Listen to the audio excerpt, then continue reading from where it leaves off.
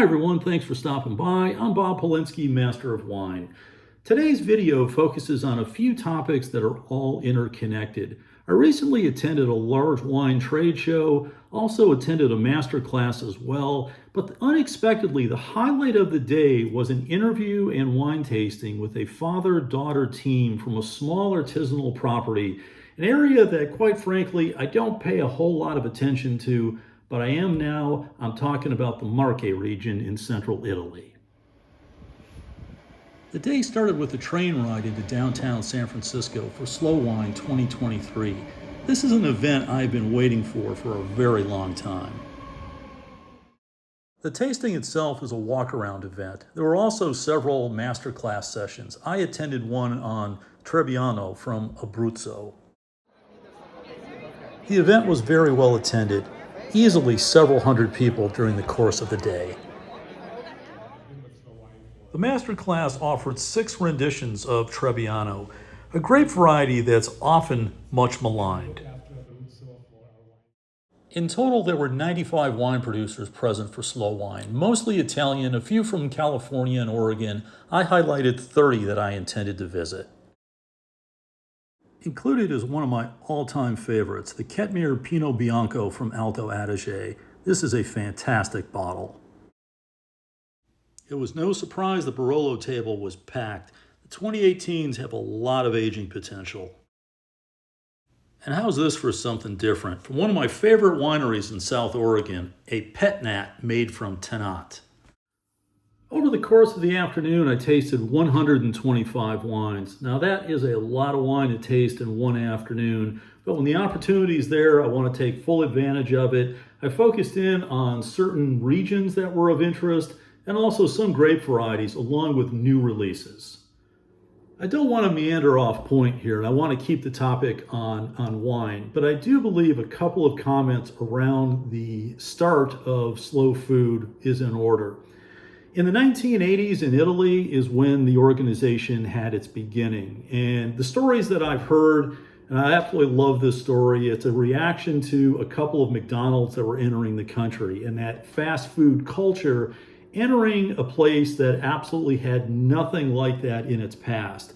So the slow food movement is really the antithesis of fast food. It's all about not being homogenized, corporatized, commoditized. It's the polar opposite of fast food. And by the way, how can you not love an organization that has a saying like this, slow the fork down? Slow wine has many of the same core beliefs as slow food. You'll find that within slow wine, sustainable, organic, biodynamic viticulture is very common. But another element that I find that is interesting and I think extremely valuable to the wine industry is the preservation of indigenous grape varieties. There are hundreds of grape varieties that are used for the production of wine in Italy. A relatively small number of those are used for broad scale production, but there are many unique, authentic grape varieties that are used in minuscule amounts. Part of what slow wine does is to look to preserve and to utilize those grape varieties to maintain the uniqueness and diversity in wine. Over the years, I've been to Italy several times, but I tend to go to those high-profile places. I've been to Piemonte and Tuscany and Veneto. The place that's now on my bucket list that's an absolute must-do is Marche.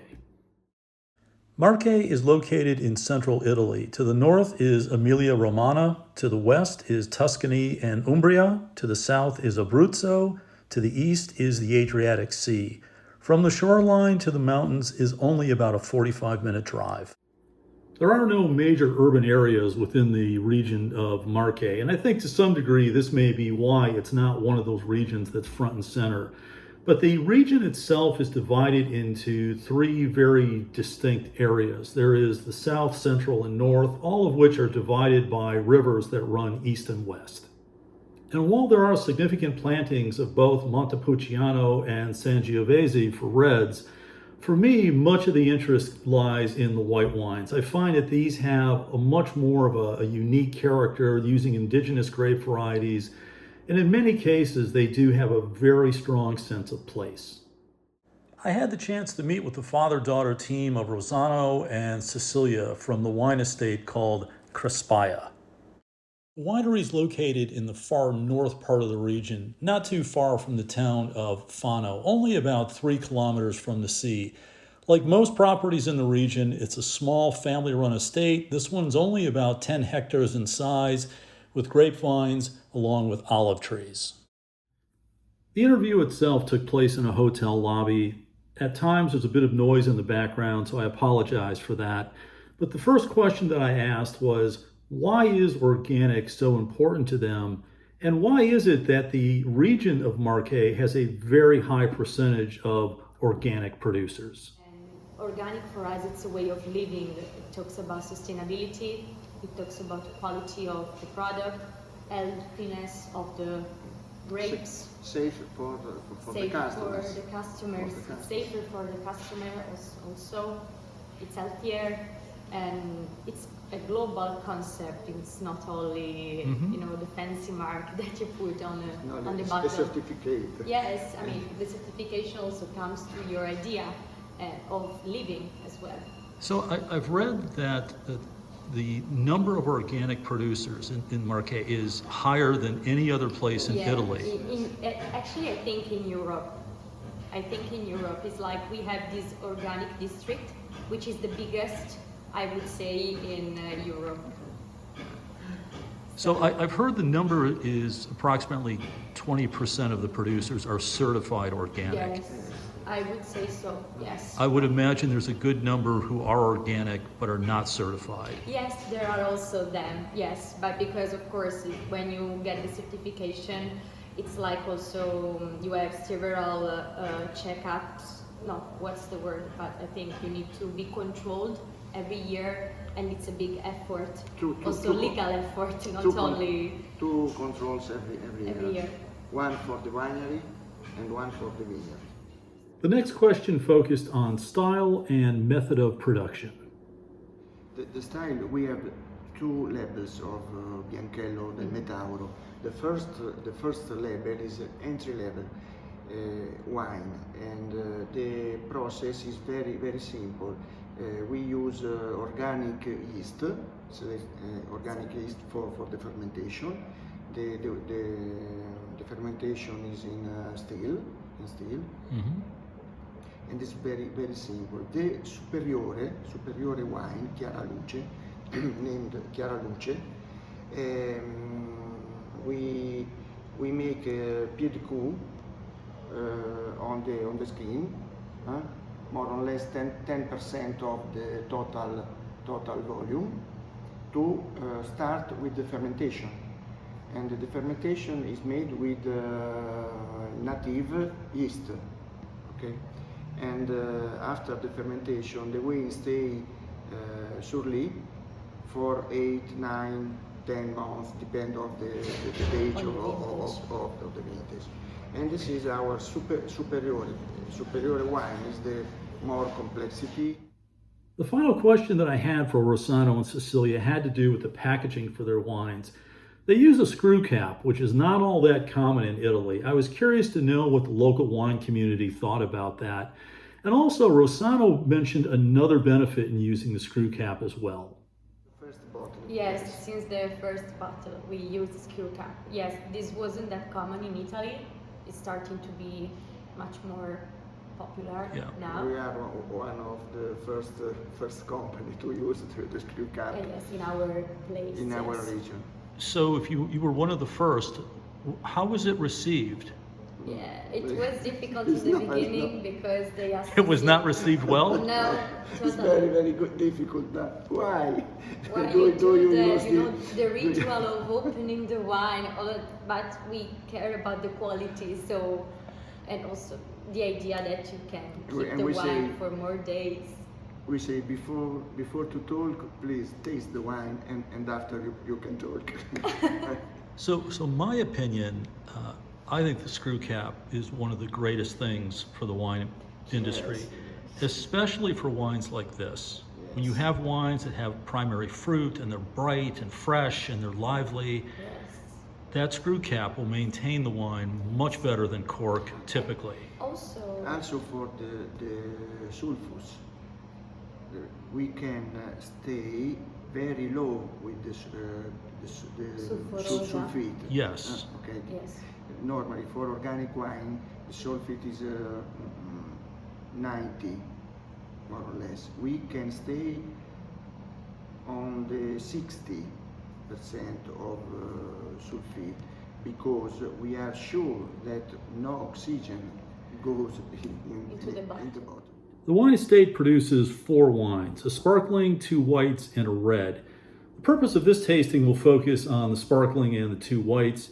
Quick comment on the red. The red is made from Sangiovese, and early on after Rossano bought the property back in 2011, he made a bold move, and one that I think makes a lot of sense. He converted much of the Sangiovese over to Bianchello, with the thought being it's going to be something much more unique and it has a stronger sense of place.